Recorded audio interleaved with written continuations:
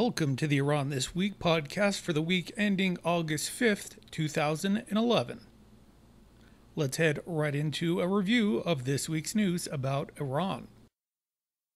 On 28th July, the Associated Press reported that Iran has no uranium enrichment centrifuges deployed at its Qom facility late last month, placing the Middle Eastern state behind schedule in its effort to field systems at the site before the beginning of August. The placement of piping, wires, and other components had progressed significantly at the hardened subterranean complex as of the International Atomic Energy Agency's latest inspection on July 23rd, according to envoys. The cause of the slowdown was uncertain, but one of two diplomatic officials said the setback might result from short-term mechanical difficulties associated with Iran's plans to broaden manufacturing of higher enriched uranium. In June, Iran announced plans to move its manufacturing of 20% enriched uranium to Qom and to boost generation of the material by threefold. The higher enrichment level could help Tehran more quickly produce nuclear weapon material, which must be refined to around 90%. The diplomat said Iran's intended centrifuge deployments at Qom would seemingly be limited to an existing machine rather than more advanced systems that are being prepared. That could be a second signal that enrichment effort faces fleeting problems. Iran intends to produce 20% enriched uranium in 50% of the roughly 3,000 centrifuges slated for deployment at the facility, envoys said.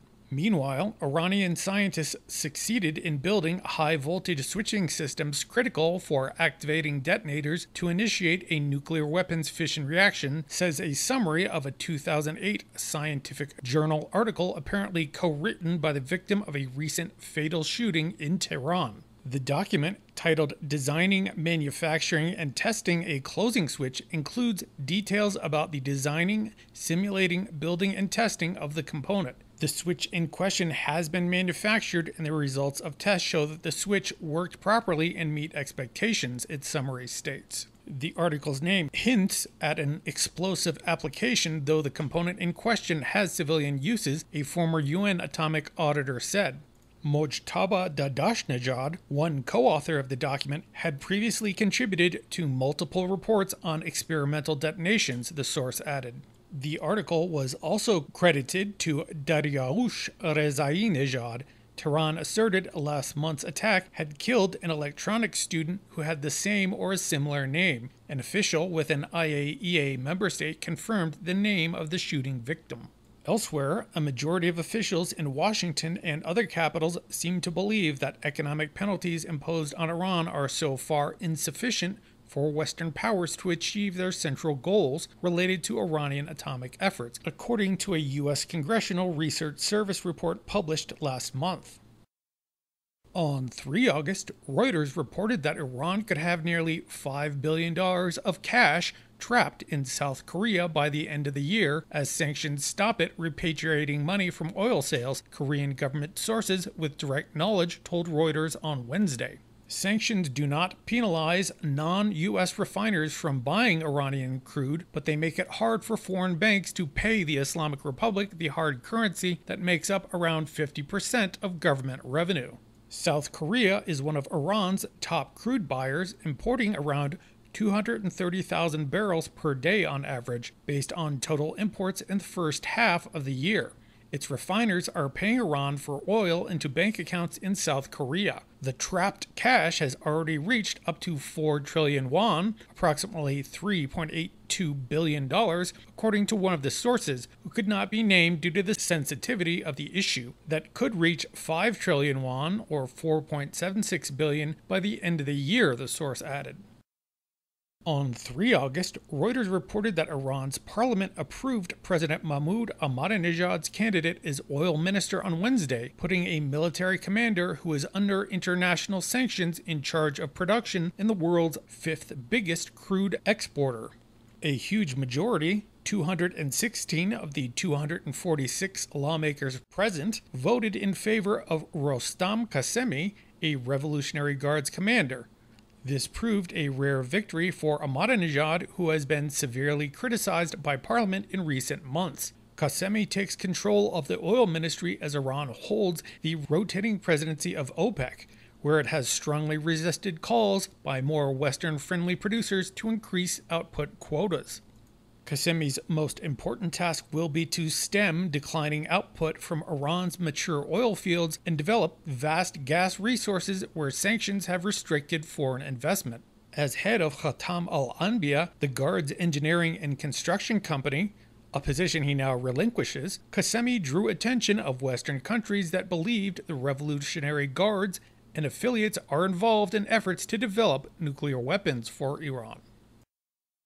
On 3 August, Reuters reported that India and Iran's mechanism to end a 7-month-old stalemate over oil payments could keep U.S. pressure at bay long enough for the two countries to work out a long-term separation that would change oil routes through Asia and the Middle East. Refiners, which have been importing oil from Iran without paying since India's central bank scrapped a clearing mechanism in December 2010, have started to clear over $5 billion of debts for the 400,000 barrels per day through Turkey's Halkbank. But analysts are skeptical over the durability of the new system in the face of a slew of global sanctions on Iran and Washington's continuing drive to isolate Tehran over its nuclear program. The durability depends on to what extent the U.S. government can be open on its support for a mechanism, said Samuel Sizuk, senior Middle East and North African energy analyst at IHS Energy. Indian refiners had already started making arrangements in July and August to replace lost barrels from Iran with supplies from its Middle Eastern neighbors and further afield, such as South America. And there are signs that these efforts will continue.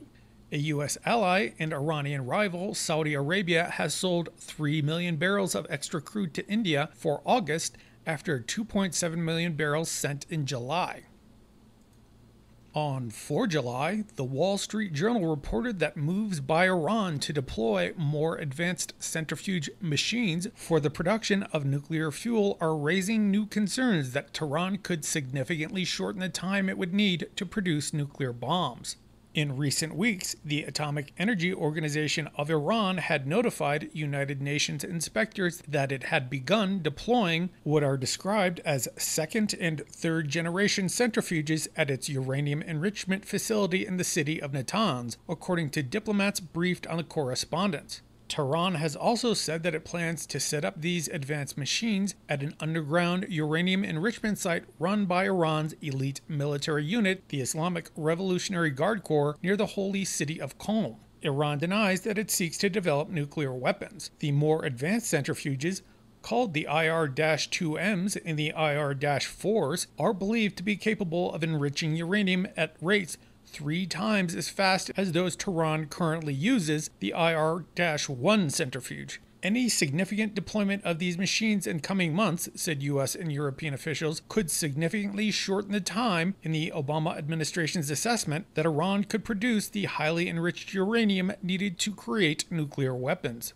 Officials estimate that Tehran would now need 18 months to 2 years to convert its stockpile of low-enriched uranium, around 4,000 kilograms, into the weapons-grade material for a bomb. A successful deployment of the new IR-2M and IR-4 machines could cut this time in half, if not by more, depending on their numbers and efficiency, said these officials.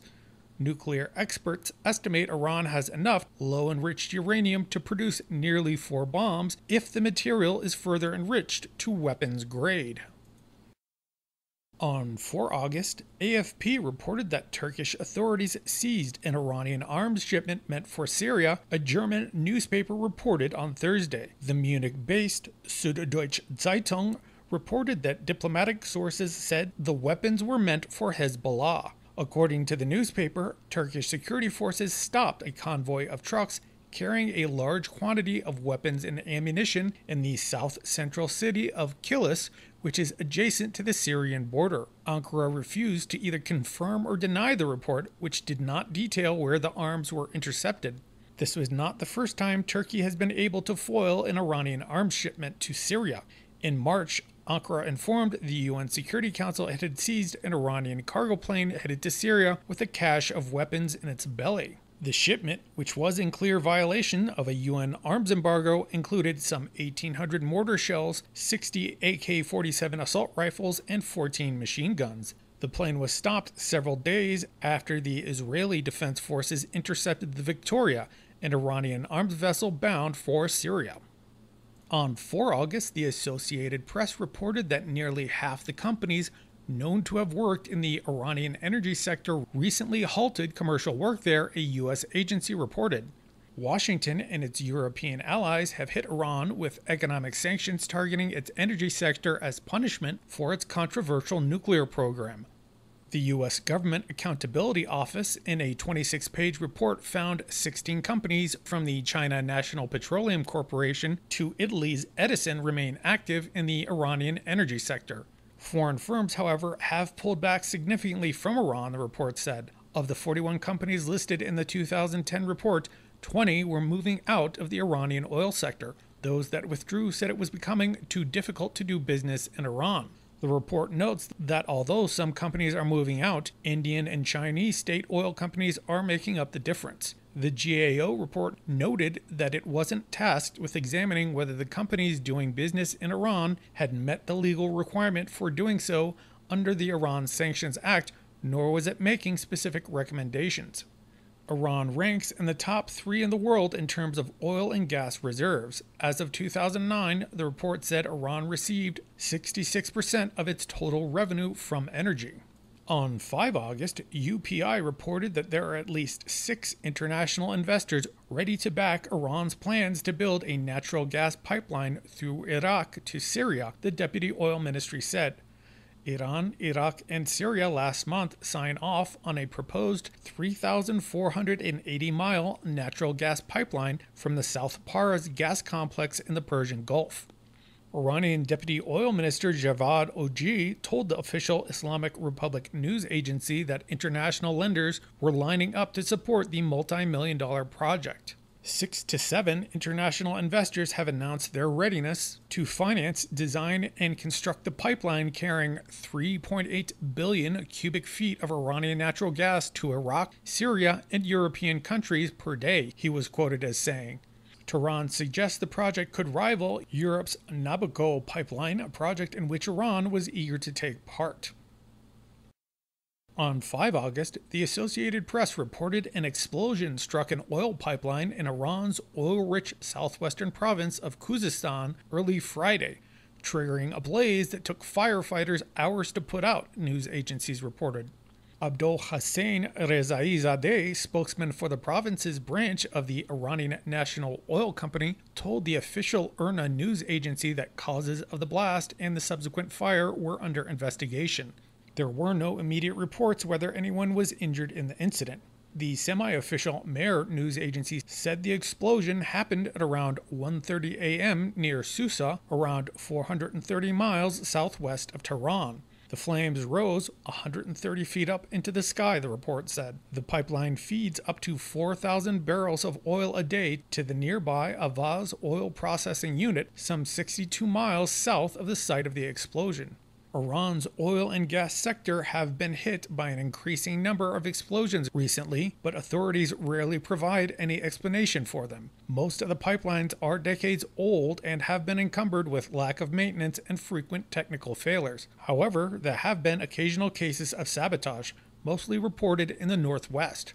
Last week, an explosion struck a major pipeline carrying gas to Turkey. The blast, which temporarily cut the gas flow, took place in the morning hours near a border crossing, but no one was injured. Authorities blamed it on Kurdish rebels operating in the area. In April, 3 explosions hit gas pipelines near the holy city of Qom in central Iran, briefly cutting the flow of gas from Iran's gas refineries in the south to the country's northwest. Similar explosions rocked the pipeline in the same area in February. Officials at the time said the blasts were not caused by technical failures, but they did not say if they were acts of sabotage.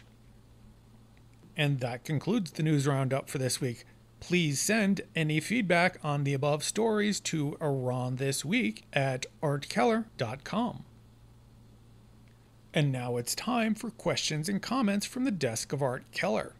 This week, my guest is a U.S. Army officer recently returned from serving in Western Afghanistan in the region around Herat, where Iranian influence is historically the strongest. Given recent anecdotal reports of Iran providing support for Al-Qaeda, I wanted to ask if the officer had seen any evidence of such support in the Taliban operating in the region. Without further ado, here's my brief discussion. My guest wished to remain anonymous, so he is not personally identified by name during our discussion. Joining me today on the podcast is an Army officer who recently returned from serving in Western Afghanistan. Thanks for coming on the podcast. Now, I invited you on to talk a little bit about what you may have seen of Iranian influence leaching over into Afghanistan. I understand that you found or you ran across some weapons caches of Iranian arms. Can you tell me a little bit about that? Well, sure, yeah. There was, I was along one of the main highways in Western Afghanistan, and there was at least one occasion, we found Iranian anti-tank mines, ball bearings on it, except for us. And more than likely also for some of the large fuel tankers coming down from Turkmenistan that were for NATO fuel. But that was one occasion. Also, some occasion, mostly when Taliban fighters would reconcile, they turn their weapons. We had found some fairly new RPG launchers with Farsi, writing on it. They were from Iran. Now, how they got them, I'm not sure. But clearly they weren't Afghan or Pakistani.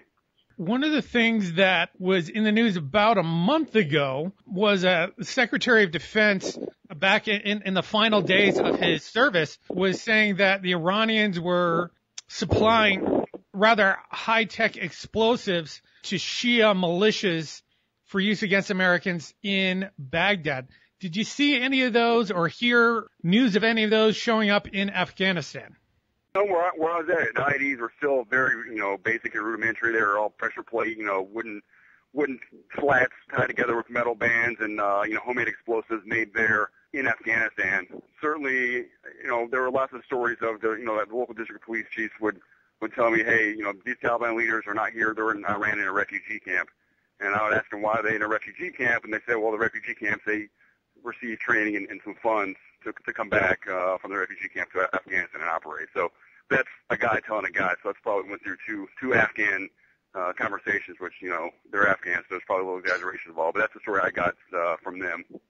Did you ever talk to any of the people who were reconciling that said, yes, I have gotten training from Iranians or in Iran?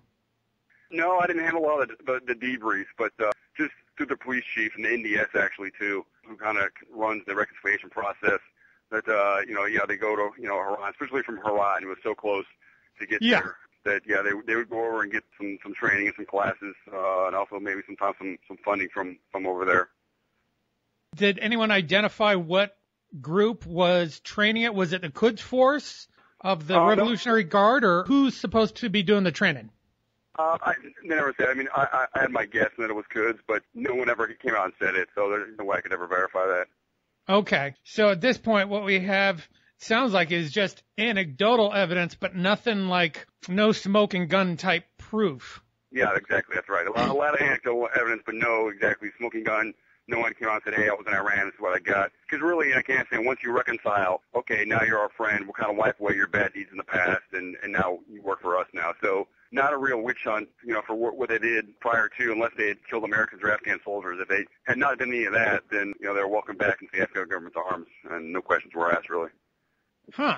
I'm trying to dig into, there have been some recent allegations that Iran is actively supporting Al-Qaeda. I'm trying to figure out if there's any substance to those. I can see them treating AQ with benign neglect in the sense of, the enemy of my enemy is kind of my friend, but I haven't yet seen evidence of a systematic policy of support in the same way that they systematically support, say, Hezbollah or Hamas or others with regular shipments. So I can't help but wondering, there's a debate going on right now in Washington about whether or not to delist the MEK, the Mujahideen-e-Khalq, from the State Department's terrorism watch list. And those guys have provided some intel, some of it decent and some of it not so decent. But I'm wondering if we could fall into that whole pattern where we got suckered by the INC and a lot of the stuff they later fed to us. Turned out they fed to us for political reasons and, their own reasons. And obviously they would like to tar the current regime as being supporters of Al-Qaeda to position themselves as fighting against that regime, and knowing that Al-Qaeda is kind of a very sensitive area in the U.S. So I'm trying to dig in a little bit to explore, is this real or is this just political rumor? Have you heard anything that makes you think that that's actually the case of any kind of support? I didn't do a whole lot with Al-Qaeda out west in Afghanistan. A lot of Taliban, most of them, obviously their funding, training come from Pakistan, but like you were saying, a lot of anecdotal evidence. Afghan police chief tells me this is what he's, refugee camps in Iran, but I wasn't in a position to really verify if, with Al-Qaeda at all, let alone who was kind of supporting him, or at least where I was at in Afghanistan. Okay. One last question, not talking about military stuff, but how is Iranian influence playing out in Afghanistan in other spheres? In your own personal experience, what did you see of Iranian influence there? And was it good, bad, or neutral? Well, we don't talk military, I guess security objectives for certainly the city and of Herat and also the province as a whole. Most of their trade comes from Iran. So a lot of their economics comes from Iran, and then obviously Ismail Khan, very close to Iran. He's kind of the patron saint of Herat. So, in that respect, it's good for Herat because it's very tied to Iran strongly economically. A lot of trade goes through there, mostly in. I think some export out. So, it's good in some respects down to Herat. Anything you want. A lot of it has made Iran stickers on it, but so in that respect, I think Herat benefited a great deal from that relationship. I was talking to one friend, an Iranian, who was saying basically Iranian influence is so strong in the Herat region that in a sense, they can make their own rules. Was that your experience? Obviously they have a close partnership. They've had a regional relationship forever. Right. That's not necessarily a bad thing. It's just a thing. Is that Iranian influence, was it generally positive or negative for the region? I'll say I'm almost too close to it to say that, because I was not in Herat City proper. I was, further north, working with more of the tribal rural people. So, but for them, to them it didn't matter. They were working to survive. Very agrarian. The food they farm is what they eat, and then they sell the excess. So, for a while I was there, I almost had no effect. But I would drive through Herat City on occasion, and a couple times stop to get out and look at some of the historical things. But I guess I wouldn't really be in a position to see, how that affected Herat as a whole. I'd like to thank my guest, who is a serving U.S. Army officer, both for speaking with the podcast and for his service to our country. That concludes the podcast for the week ending 5 August 2011. Please send any questions or comments to IranThisWeek@artkeller.com. Goodbye and Khoda Hafez.